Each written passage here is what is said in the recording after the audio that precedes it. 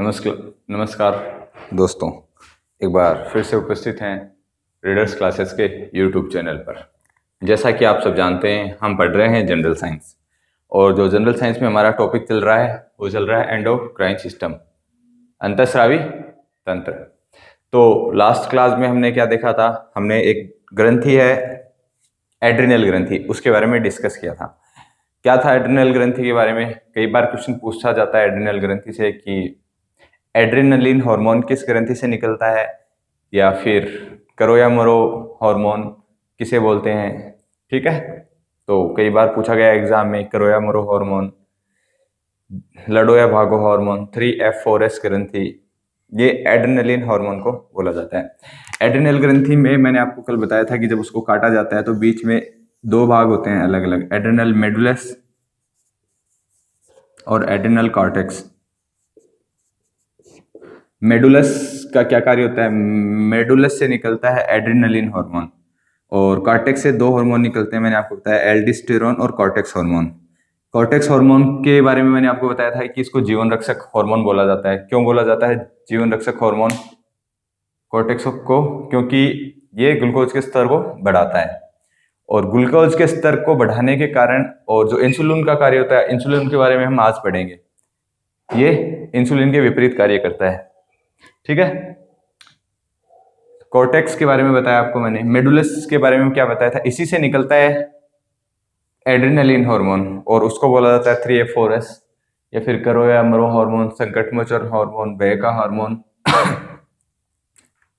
और इसके अलावा एक एल्डोस्टेरोन हार्मोन, उसको मिनरल हार्मोन भी बोलते हैं क्योंकि वो मिनरल्स का मैनेजमेंट करता है। ये मैंने कल आपको एड्रेनल ग्रंथि के बारे में बताया था। आज जो हम पढ़ेंगे वो पढ़ेंगे, अपनी दो ग्रंथियां अभी बची हुई हैं। एक ग्रंथि तो है जिससे कई बार एग्जाम में क्वेश्चन पूछ लिया जाता है, इंसुलिन के बारे में। इंसुलिन किससे निकलता है? पेनक्रियाज, अग्नाशय से। एक होता है अमाशय, अमाशय,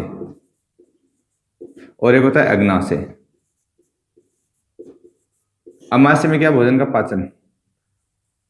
सबसे पहले भोजन मुख गुहा से होते हुए कहाँ जाता है? अमाशय में, गैस्ट्रिक जूस बनता है। और अग्नाशय क्या करता है? यहाँ से ये देखो 98% तो अग्नाशय क्या कार्य करता है? बाह्य स्रावी ग्रंथि की तरह, बाह्य स्रावी ग्रंथि की तरह।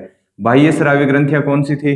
जो हॉर्मोन्स या एंजाइम का रिलीज करती हैं बाहर एक्सट्रैक्शन की तरफ। और अंतःस्रावी ग्रंथियां वे थी जो जो हार्मोन को रिलीज करती है, ये करती है एंजाइम को रिलीज, ये करती है हार्मोन को रिलीज।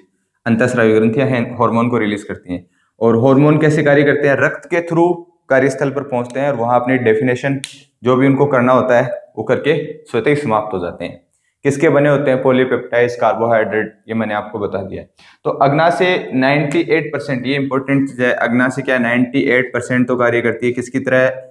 बाह्य स्रावी ग्रंथि की तरह, बाह्य स्रावी ग्रंथि की तरह। जबकि 2% ये कैसे कार्य करती है? अंतःस्रावी ग्रंथि की तरह, अंतःस्रावी ग्रंथि की तरह।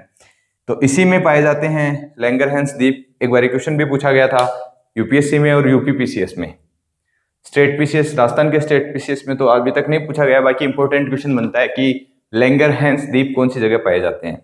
लैंगरहैंस द्वीप इसी में पाए जाते हैं। तो हम डिस्कस करते हैं अग्नाशय के बारे में। यहाँ तक क्लियर है? देखो, अग्नाशय के बारे में सबसे बड़ी जो इंपॉर्टेंट बात है वो क्या है कि मैंने सबसे बड़ी अंतःस्रावी ग्रंथि कौन सी बताई? सबसे बड़ी अंतःस्रावी ग्रंथि है लीवर। ठीक है, यकृत। लीवर के बाद में अग्नाशय सबसे बड़ी अंतःस्रावी ग्रंथि है, ये बात आप ध्यान रखना बस। क्योंकि आजकल दूसरा बड़ा भी पूछ लिया जाता है। प्रथम स्थान पे तो क्या है एक्चुअली में सब रट लेते हैं, सबसे बड़ा, सबसे छोटा, सबसे लंबा, सबसे दूर, सबसे पास। तो दूसरे जो सबसे बड़ी ग्रंथि है वो है अग्नाशय, ध्यान रखना, अग्नाशय। अग्नाशय में क्या होते हैं? लैंगरहैंस द्वीप पाए जाते हैं। ये है यकृत के बाद, यकृत के बाद शरीर की मनुष्य की दूसरी सबसे बड़ी ग्रंथि है। मनुष्य की दूसरी सबसे बड़ी ग्रंथि है, सबसे बड़ी ग्रंथि है।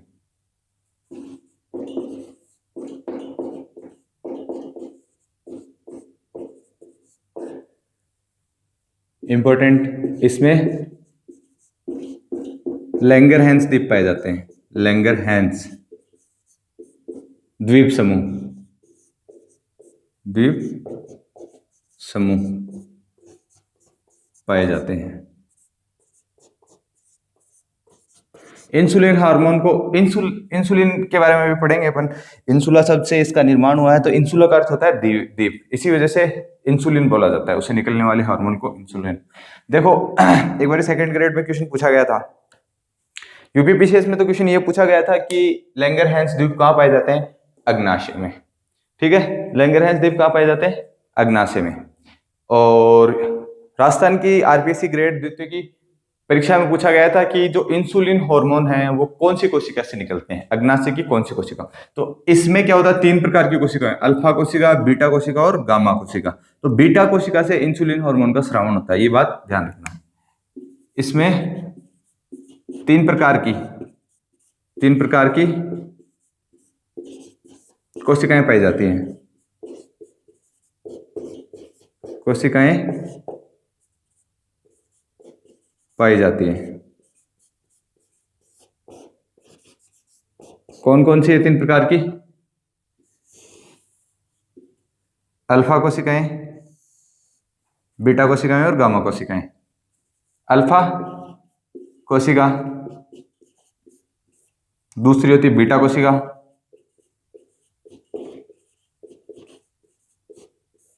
और तीसरी होती है गामा कोशिका।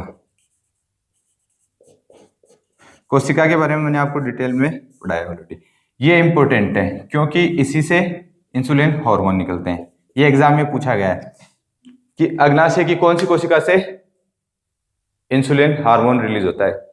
लैंगरहैंस द्वीप समूह की बीटा कोशिका से। ये बात आप ध्यान रखना, ठीक है, ये बात आप ध्यान रखना। कोशिका गलत लिख देंगे। बीटा कोशिका से लैंगरहैंस द्वीप समूह के बीटा कोशिका से इंसुलिन हार्मोन स्रावित होता है। अब देखो ग्लूकागोन, इंसुलिन और सोमेटोस्टेनिन 3 प्रकार के हार्मोन रिलीज होते हैं। किससे? अग्नाशय से। अग्नाशय जब 2% किसकी तरह कार्य करता है? अंतःस्रावी तंत्र की कार्य करता है। बाह्य स्रावी तंत्र की तरह बाह्य स्रावी ग्रंथियां एंजाइम रिलीज करती है, अंतःस्रावी ग्रंथियां हार्मोन रिलीज करती हैं, विषम ग्रंथियां हार्मोन और एंजाइम दोनों रिलीज करती हैं। ठीक है, तो इसमें से अग्नाशय से 3 प्रकार के हार्मोन्स निकलते हैं। एक तो होता है ग्लूकागोन, एक होता है इंसुलिन और एक होता है सोमेटोस्टेनिन। उनके अलग अलग कार्य होते हैं। ठीक है, देखो नाम से जैसे क्लियर है। इंसुलिन का क्या कार्य है? इंसुलिन के बारे में अभी अपन डिटेल से पढ़ेंगे। बाकी कार्य क्या होता है शरीर में, हमारे शरीर के अंदर रक्त में क्या होता है? ग्लूकोज की मात्रा को कम करता है। ठीक है, ग्लूकोज शर्करा की मात्रा को कम करता है। ये बात आप ध्यान रखना।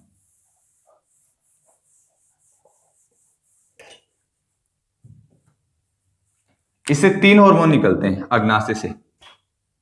कौन से द्वीप समूह से? लैंगरहैंस द्वीप समूह से 3 हार्मोन निकलते हैं, ध्यान रखना। तो इसको मैं ऐसे लिख रहा हूं, अग्नाशय से 3 हार्मोन निकलते हैं, क्योंकि ये ग्रंथि अग्नाशय बढ़ रहे हैं, इस वजह से मैं इसको अग्नाशय से लिख रहा हूं। इससे 3 हार्मोन निकलते हैं।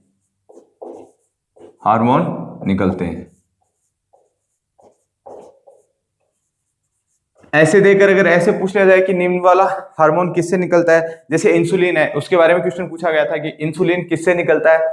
इंसुलिन निकलता है लैंगरहैंस द्वीप समूह से। तो लैंगरहैंस द्वीप समूह इसी ग्रंथि के अंदर पाया जाता है। तो जैसा क्वेश्चन में पूछा जाए आपको उस आधार पे आंसर करना है। जैसा क्वेश्चन में पूछा जाए, ग्रंथि अग्नाशय, द्वीप समूह अग्नाशय के अंदर पाए जाते हैं। अगर दोनों ऑप्शन में हो तब ऐसा कंट्रोवर्सी वाला क्वेश्चन आएगा नहीं। फिर भी अगर आता है तो ऐसा पूछा जाएगा कि निम्न में से किस ग्रंथि से निकलते हैं या किस स्थान से निकलते हैं। ग्रंथि तो कौन सी आ जाएगी, अग्नाशय। स्थान कौन सा आ जाएगा, लैंगरहैंस द्वीप समूह, हैंस द्वीप समूह। ठीक है, यहां तक क्लियर है। ग्रंथि, अग्नाशय और लैंगरहैंस द्वीप समूह।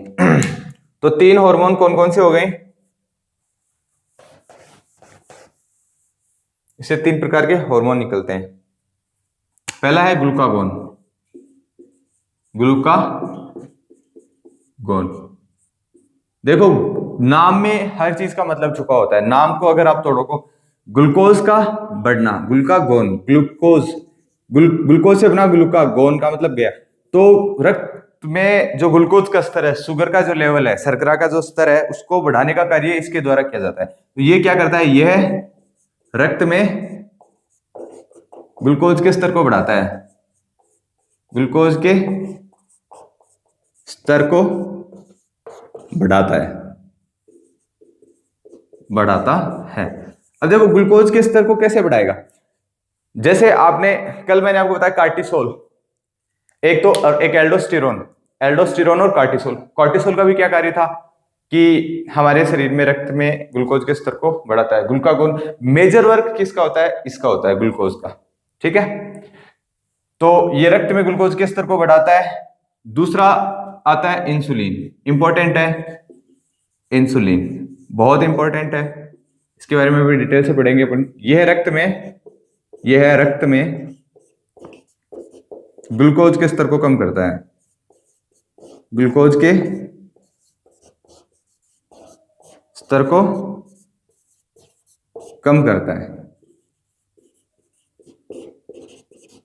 और तीसरा है सोमेटोस्टेनिन, सोमेटोस्टेनिन।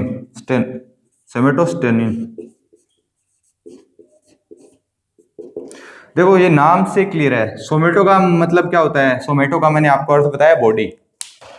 अंतरराष्ट्रीय वर्ड है काया के लिए, हमारे देह के लिए, शरीर के लिए सोमेटो। और स्टेनिन का मतलब रोकना, सोमेटोस्टेनिन।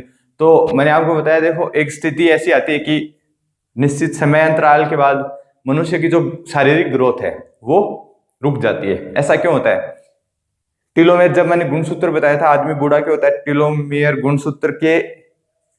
गुणसूत्र में घिसावट होने की वजह से आदमी बूढ़ा होता है। और सोमेटोस्टेनिन हार्मोन का क्या कार्य होता है, हमारी शारीरिक वृद्धि को रोकता है, मनुष्य की शारीरिक वृद्धि को रोकता है।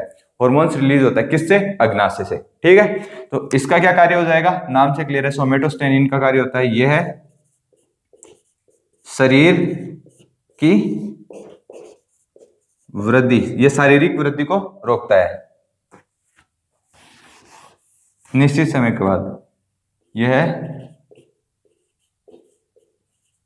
निश्चित समय के बाद शारीरिक वृद्धि को रोकता है, वृद्धि को रोकता है। इन तीनों के अलग अलग कार्य हो गए।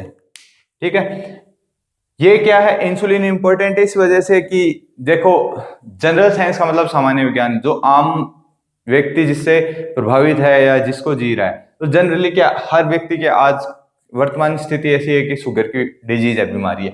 इस वजह से इससे क्वेश्चन अधिकतर पूछे जाते हैं, चांसेस अधिक रहते हैं इससे क्वेश्चन पूछने के। शुगर से रिलेटेड जितने भी डिजीज हैं उससे पूछे जाने के चांसेस क्वेश्चन पूछने के अधिक रहते हैं। तो इस वजह से यहाँ से क्वेश्चन बनता है। तो हम इंसुलिन को, इंपॉर्टेंट है, थोड़ा डिटेल में पढ़ लेते हैं। इंसुलिन की खोज सबसे पहले किसने की थी, कहां की थी? और जब देखो माइक्रोस्कोप में देखा जाता है, कोई भी खोज होती है, एक होता है, मैंने आपको पहले भी डिफरेंस बताया है किसमें इंसुलिन, खोज में और आविष्कार में, दोनों में मैंने आपको पहले फर्क बताया है, तो उसकी तो अभी जरूरत नहीं है।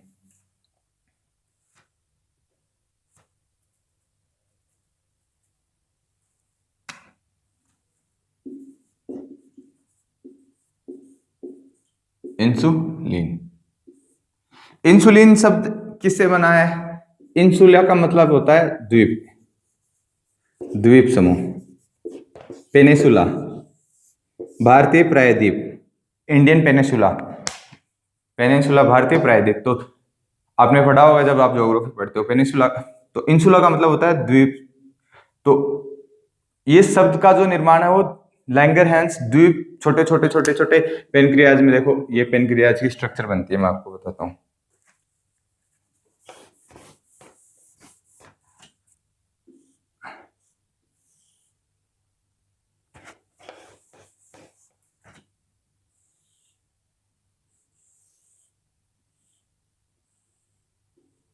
ये मनुष्य का अमाशय होता है, इसके जस्ट नीचे एक ग्रंथि पाई जाती है, इसको बोलते हैं अग्नाशय।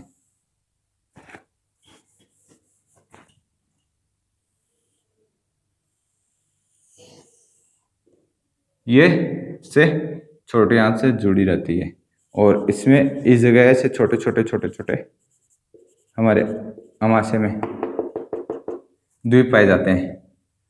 तो कुछ ही भाग पर, लगभग 2-2.5% भाग पर ये पाया जाता है, इतना सा। इससे इंसुलिन हार्मोन रिलीज होता है। बाकी और क्या कार्य करता है वो मैंने आपको बता दिया है। ऐसी स्थिति बनती है और ये फिर छोटी आंत, फिर बड़ी आंत, ये मनुष्य का स्ट्रक्चर होता है। किसका? पाचन तंत्र का। ये मैंने आपको पढ़ाया है ऑलरेडी, मैंने बता रखा है। ये लीवर से जुड़ा रहता है यहाँ से। तो इसके अंदर देखो ये द्वीप के रूप में पाए गए, इस वजह से इनको इंसुलिन नाम दिया गया। इंपॉर्टेंट चीज है। अभी इसका क्या कार्य होता है? जैसे मनुष्य के शरीर में लिमिटेड मात्रा में क्या होता है, शुगर पाया जाता है, ग्लूकोज का जो स्तर है शरीर रक्त में, उससे अगर इसकी कमी हुई तो ग्लूकोज का स्तर बढ़ जाएगा, ग्लूकोज का स्तर बढ़ जाएगा तो मनुष्य की मृत्यु हो जाएगी। तो वे व्यक्ति जिनमें इसकी कमी होती है, अधिकता होती है, उससे बीमारियां होती है। और मनुष्य की, जैसे आपका बीपी बढ़ जाए तो डेथ हो जाती है, शुगर बढ़ जाए तो डेथ हो जाती है। ठीक है, टेंशन, किसी भी तरह की हाई बीपी लो बीपी से बहुत जल्दी मनुष्य की डेथ हो जाती है। तो इसके टीके की खोज की गई, जिसमें अगर कम रिलीज हो रहा है तो बाहर से दिया जाता था, और अगर अधिक रिलीज हो रहा है तो कम करने के लिए। ठीक है, अब कम रिलीज हो रहा है तो ग्लूकोज का स्तर बढ़ेगा, तो उसके लिए दूसरा टीका दिया जाता था। और अगर अधिक रिलीज हो रहा है तो ग्लूकोज के स्तर को कम करने के लिए टीकाकरण की खोज की गई। तो ये इंपॉर्टेंट चीज है, एग्जाम में पूछा जाता है कि इंसुलिन का जो टीका है वो सबसे पहले किसने बनाया था? वेस्ट तथा बेटिंग नाम करके एक वैज्ञानिक थे, उन्होंने इसके टीके की खोज की थी और इस वजह से उन्हें नोबेल पुरस्कार दिया गया था। नोबेल पुरस्कार अलग अलग क्षेत्र में दिए जाते हैं और मानव कल्याण, विश्व शांति, इस वजह से जो भी बड़े आविष्कार होते हैं या फिर कोई अनोखी घटना होती है उसके लिए दिए जाते हैं। ये आप हिस्ट्री वगैरह में पढ़ते होंगे, जीएस में पढ़ते होंगे। ठीक है, तो ये एग्जाम में साइंस से ये क्वेश्चन बनता है कि इंसुलिन के टीके की खोज किसने की थी? वेस्ट तथा बेटिंग ने। ये ध्यान रखना, इंपॉर्टेंट है। यह शब्द द्वीप से बना है, इंसुलिन शब्द द्वीप से बना है, द्वीप से बना है। ठीक है, इंसुला किसे बना है? इंसुला, ध्यान रखना। टीके की खोज किसने की थी? इसकी टीके की खोज करता, इसके टीके के खोज करता कौन थे? वेस्ट तथा बेटिंग। ये इंपॉर्टेंट है, पूछा जाता है एग्जाम में, वेस्ट तथा बेटिंग। ये इसने खोज की थी। और फ्रेडरिक सेंगर नाम करके वैज्ञानिक थे, सबसे पहले उन्होंने माइक्रोस्कोप के थ्रू इसे देखा था। ठीक है, माइक्रोस्कोप के थ्रू सबसे पहले किसने देखा था? इंसुलिन की खोज किसने की थी? संरचना की सबसे पहले फ्रेडरिक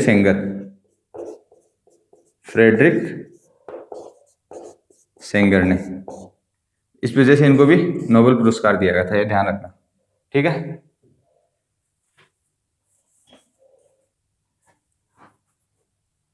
अब देखो एक क्वेश्चन बनता है, जैसे लौह तत्व हमारे रक्त में पाया जाता है, आरबीसी में। ठीक है, तो इसमें एक धातु पाया जाता है। ये बना हुआ किसका होता है? पॉलीपेप्टाइड्स होते हैं, प्रोटीन के बने होते हैं। हमारा शरीर सारे संपूर्ण शरीर का निर्माण किससे हुआ है? प्रोटीन से। प्रोटीन का निर्माण अमीनो अम्लों से। अमीनो अम्लों का निर्माण मैंने आपको पहले ही बताया था। देखो, तत्व होते हैं नाइट्रोजन, हाइड्रोजन, ऑक्सीजन, इन सब से मिलकर बने होते हैं, तो ये मूलभूत तत्व है। और फिर जब हम क्वांटम फिजिक्स पढ़ाएंगे आपको, तब बताएंगे कि मूल पार्टिकल कौन कौन से हैं, वो कैसे मूव करते हैं, कौन सा उनके अंदर फोर्स लगता है, अट्रैक्शन फोर्स, कैसे लाइफ चलती है, एक एटम कैसे बनता है, रसायन विज्ञान और भौतिक विज्ञान में अलग से बताया जाएगा। अभी तो है कि इंसुलिन का जो निर्माण हो किससे होता है? प्रोटीन से। प्रोटीन में भी पॉलीपेप्टाइड्स, बहुलक होते हैं। ठीक है, इसमें 51 प्रकार के अमीनो एसिड पाए जाते हैं, उससे इंसुलिन का निर्माण होता है। और इससे क्वेश्चन क्या बनता है इंसुलिन से? इससे क्वेश्चन ये बनता है कि इंसुलिन में कौन सी धातु पाई जाती है? तो इसमें जिंक धातु पाई जाती है, ये ध्यान रखना। इसमें जिंक धातु पाई जाती है, जिंक धातु पाई जाती है। ठीक है, Zn, ये इंपॉर्टेंट है। लौह तत्वों का तो सबको पता है, मैग्नीशियम कहाँ पाया जाता है, लौह ये किस में पाया जाता है। ठीक है, ये ध्यान रखना। अब देखो, इंसुलिन की कमी से और इंसुलिन की अधिकता से रोग होते हैं। इंसुलिन की कमी से और अधिकता से रोग होते हैं। कौन कौन से रोग होते हैं? अगर इंसुलिन कम रिलीज होगा, सपोज इंसुलिन अगर कम रिलीज हो रहा है, तो शरीर में रक्त है, रक्त के अंदर ग्लूकोज की मात्रा बढ़ जाएगी, तो उससे क्या बोलेंगे? हाइपर अधिक, हाइपो यानी कम, हाइपर अधिक, हाइपो यानी कम। तो हाइपर ग्लूकोज के लिए ग्लूकोएमिया, हाइपर ग्लूकोजेमिया, ग्लूकोज का अधिक बढ़ना। और इंसुलिन अगर अधिक रिलीज होगा तो इसकी अतिस्रावण से क्या होगा? ग्लूकोज की मात्रा कम रिलीज होगी, तो उससे हाइपोग्लूकोजेमिया बोलते हैं। ठीक है, अगर कम रिलीज हो रहा है, इंसुलिन कम रिलीज हो रहा है, तो इंसुलिन कम रिलीज होगा तो ग्लूकोज कंट्रोल नहीं होगा, ग्लूकोज कंट्रोल नहीं होगा तो उसे शुगर, जिसे आपको डेली भाषा में बोला जाता है। अगर इंसुलिन रिलीज नहीं हो रहा है तो इंसुलिन का कार्य क्या है? हमारे रक्त में शुगर की मात्रा को नियंत्रण में रखना, कम करना। इंसुलिन का प्रमुख कार्य शुगर का जो कंट्रोल है, उसको, ग्लूकोज के स्तर को नियंत्रण में रखना। अगर इंसुलिन रिलीज ही नहीं होगा तो ग्लूकोज का स्तर बढ़ेगा, और उसे क्या बोलते हैं? Sugar, high sugar, low sugar, high sugar, low sugar वाले पेशेंट होते हैं, उनमें क्या होता है? इंसुलिन अधिक रिलीज होता है, वो क्या करता है? ग्लूकोज के स्तर को ज्यादा ही कम कर देता है। और हाई शुगर वाले जो पेशेंट होते हैं, उनके क्या डिजीज होती है? उनके होता है कि उनके इंसुलिन का स्रावण ज्यादा होता है, तो ग्लूकोज का लेवल ज्यादा बढ़ जाएगा, इंसुलिन का स्रावण नहीं होगा, तो उन्हें मधुमेह रोग बोलते हैं। मैंने आपको दो बताए थे, एक तो शुगर इंसिपिड्स, एक शुगर मेलिट्स। मेलिट्स और इंसिपिड्स, मधुमेह और उद्धक में। उद्धक में किसकी वजह से? एडीएच हार्मोन की कमी की वजह से हो रहा था, एंटी डायूरेटिक हार्मोन। उद्धक में एडीएच हार्मोन की कमी की वजह से, जबकि इंसुलिन हार्मोन किसकी कमी की वजह से हो रहा है? सॉरी, शुगर किसकी वजह से हो रही है? इंसुलिन हार्मोन की कमी से। ठीक है, तो अब पढ़ते हैं इसके बारे में, इससे होने वाले प्रमुख रोग। इसकी कमी से निम्न रोग होते हैं। समझ में आया आपको?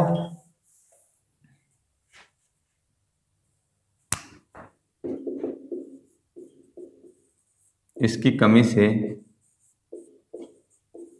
कौन सा रोग होता है? मधुमेह रोग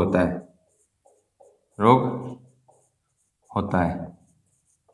इसको इंग्लिश में क्या बोलते हैं? मेलिट्स, शुगर मेलिट्स।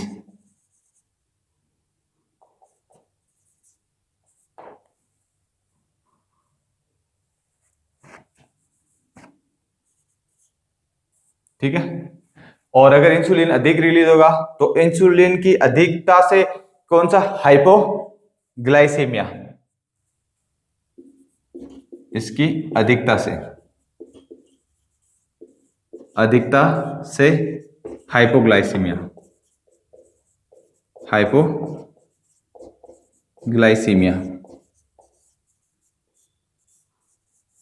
हाइपो का मतलब देखो, हाइपर का मतलब तो होता है अधिक, हाइपो का मतलब होता है कम। ठीक है। इंसुलिन अगर अधिक रिलीज हो रहा है, इंसुलिन अधिक रिलीज हो रहा है, कार्य क्या होता है इंसुलिन का? ग्लूकोज के स्तर को कम करना। अगर अधिक रिलीज होता है ग्लूकोज ज्यादा ही कम कर देगा, ज्यादा कम कर देगा तो हाइपो ग्लूकोज हाइपो का मतलब कम कर दिया, ग्लाइसीमिया ग्लूकोज को कम कर दिया, तो इससे की अधिकता से ये रोग हो जाएगा।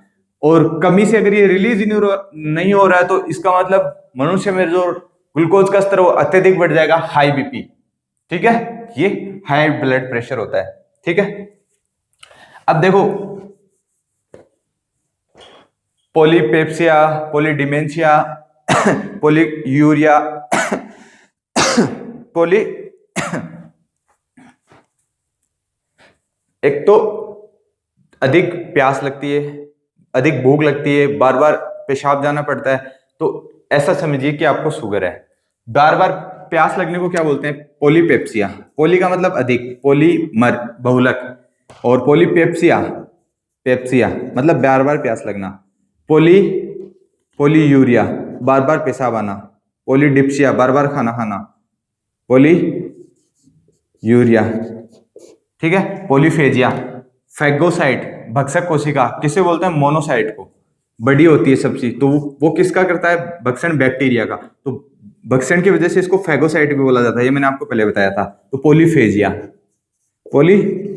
फेजिया मतलब भक्षण करना किसी भी चीज का। पॉलीपेप्सिया, पॉलीयूरिया, पॉलीफेजिया, इनके कारण अगर मतलब आपको बार बार प्यास लग रही है, बार बार पेशाब आ रहा है, बार बार भूख लग रही है, तो आपको शुगर होने के चांसेस हैं। तो ये चीज आप ध्यान रखना, ठीक है। अब देखो एक क्वेश्चन ये पूछा जाता है कई बार एग्जाम में कि जैसे नो टंबाकू डे मई के अंत में 31 मई को मनाया जाता है धूम्रपान निषेध दिवस। ठीक है, जैसे 1 जुलाई को क्या मनाया जाता है? डॉक्टर्स डे मनाया जाता है। ऐसे 14 नवंबर को क्या मनाया जाता है? बाल दिवस मनाया जाता है। 5 सितंबर को टीचर्स डे मनाया जाता है। तो 14 नवंबर के दिन, बाल दिवस के दिन ही मधुमेह रोग दिवस मनाया जाता है, विश्व मधुमेह रोग दिवस। ठीक है, विश्व मधुमेह दिवस, ये कई बार एग्जाम में पूछा गया है, ये आप ध्यान रखना। मधुमेह दिवस कौन से दिन मनाया जाता है? 14 नवंबर को।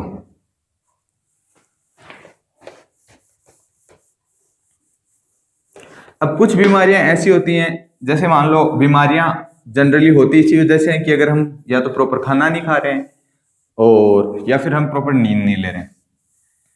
खाने में अनिश्चितताएं और बहुत ही ज्यादा डिसकंटिन्यूटी होती है ना, इस वजह से मल्टीविटामिन डिसऑर्डर और मल्टी हार्मोनल डिसऑर्डर।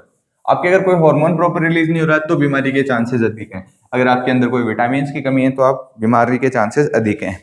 और सीजनल जो डिजीज हैं, जो बैक्टीरिया वगैरह इन्फेक्ट करते रहते हैं, तो उसमें जैसे श्वास की बीमारी है कई, जैसे रक्त से संबंधित बीमारियां, मेजर डिजीज इसी वजह से होती है। मैं आपको लिखा देता हूँ, ये ध्यान रखना। विश्व मधुमेह दिवस, मधुमेह दिवस कब मनाया जाता है? 14 नवंबर, 14 नवंबर को मनाया जाता है, ध्यान रखना। अब देखो एक तो वो बीमारी होगी जो इंसुलिन डिपेंडेंट होगी, एक होगी इंसुलिन इंडिपेंडेंट बीमारी। डिपेंडेंट बीमारी क्या होगी? इंसुलिन डिपेंडेंट बीमारी मतलब वो मनुष्य अपने माता पिता से लेके आया, जेनेटिक डिजीज है। जेनेटिक डिजीज कैसे होगी कि उससे मम्मी पापा, आनुवांशिक रोगों के बारे में हम पढ़ेंगे आगे। मम्मी पापा से वो बीमारी मिली है तो उसके हार्मोन इंसुलिन रिलीज ही नहीं होता, बॉडी में इंसुलिन रिलीज नहीं होता, तो ग्लूकोज का स्तर अत्यधिक बढ़ेगा, तो उसे बाहर से क्या किया जाएगा? इंसुलिन दिया जाएगा। बाहर से इंसुलिन देंगे तो उसको बोलेंगे इंसुलिन डिपेंडेंट बीमारी, जो इंजेक्शन के थ्रू दिया जाता है। तो मनुष्य जिनमें अगर इंसुलिन हार्मोन रिलीज नहीं हो रहा है तो उनके क्या होता है? डेथ के चांसेस ज्यादा रहते हैं। अगर हाई बीपी हो जाती है, शुगर बढ़ने से बीपी बढ़ जाती है और आदमी को डेथ तक हो जाती है, सिचुएशन आ जाती है। तो इंसुलिन डिपेंडेंट डिजीज में क्या होता है कि बाहर से इंजेक्शन दिए जाते हैं। इंसुलिन नॉन डिपेंडेंट डिजीज में क्या होगा कि सपोज अगर आपने कोई हार्मोनल डिसऑर्डर हो गया, आपने कोई खाना नहीं खाया, और मल्टीविटामिन डिसऑर्डर और हार्मोनल डिसऑर्डर की वजह से कारणवश आपके शरीर में इंसुलिन बनता था पर अभी बनना बंद हो गया, तो उसका इलाज जो है वो औषधियों से किया जाता है। तो ये 2 प्रकार की होती है इंसुलिन डिपेंडेंट और इंसुलिन इंडिपेंडेंट। ठीक है, यहां तक क्लियर है।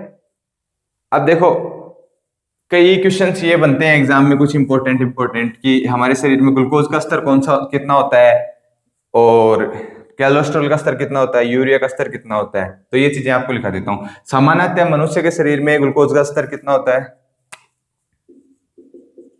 सामान्यतः मनुष्य के शरीर में ग्लूकोज का स्तर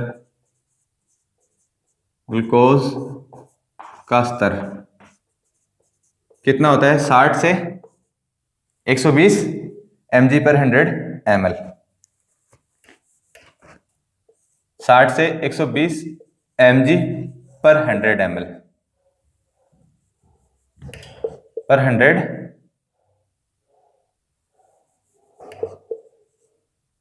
100 ml। ये सामान्यतः ग्लूकोज का स्तर होता है। इसके बाद मनुष्य के शरीर में सामान्य कोलेस्ट्रॉल का स्तर कितना होता है? 60 से 120 mg मिलीग्राम 100 ग्राम 120 mg पर 100 ml है, ध्यान रखना। ठीक है, कोलेस्ट्रॉल का स्तर भी एग्जाम में पूछा जाता है। मनुष्य में कोलेस्ट्रॉल का स्तर सामान्यतः मनुष्य में कोलेस्ट्रॉल का स्तर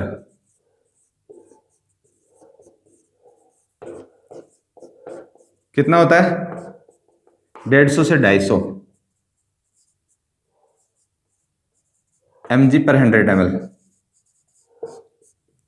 और यूरिया का स्तर पेशाब में सामान्यतः यूरिया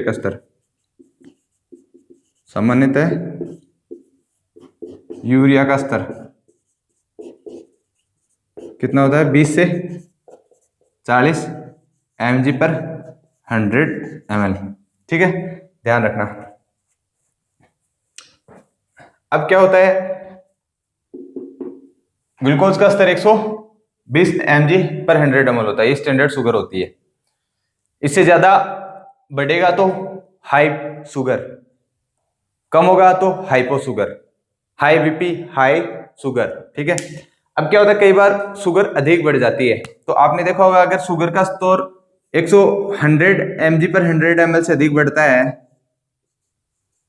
तो जो शुगर है वो पेशाब के थ्रू बाहर आने लगती है। उसको क्या बोलते हैं? हाइपर ग्लूकोचूरिया उस बीमारी को बोला जाता है साइंटिफिक टर्म में।